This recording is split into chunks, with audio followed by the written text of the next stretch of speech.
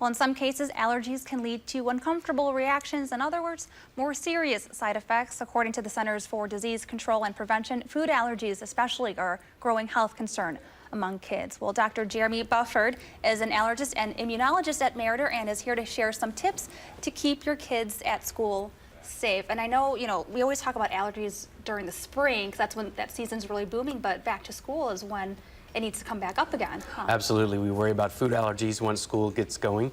There are 3 to 6 million children in the country with food allergies. So in each classroom, there's probably at least 1 or 2 children that have food allergies. So it's important to make sure families know the plan for allowing food allergens in the school. A lot of schools have gone peanut-free or nut-free, so find out what your school's policy is. You can talk to your teachers, your child's teachers, and the school nurse and other personnel at the school. You want to make sure your children have an action plan, an emergency action plan, which includes use of either an epinephrine device, which is used to self-inject epinephrine to treat a reaction. So that's like an EpiPen. It is, right? An EpiPen, And then there's another device on the market called an AviQ that actually kind of talks you through and walks you through. I won't go through it completely, but these are really the main 2 devices on the market. And you want to make sure you and your child talk about what to do if they feel like they're having a reaction or if they feel like they've been exposed to a food.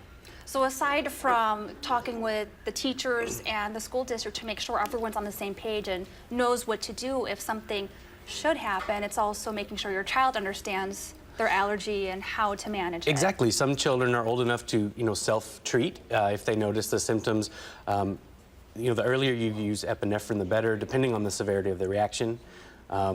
But if there are ever concerns, I say when in doubt, use epinephrine because some of the bad outcomes from food allergy reactions have come when epinephrine wasn't used soon enough. And you have some tools here, some of these books that you brought that are geared toward kids. We are lucky enough to have a local author in town, Amy Recob, who wrote a book on food allergies from the viewpoint of bugs for her daughter who has food allergies.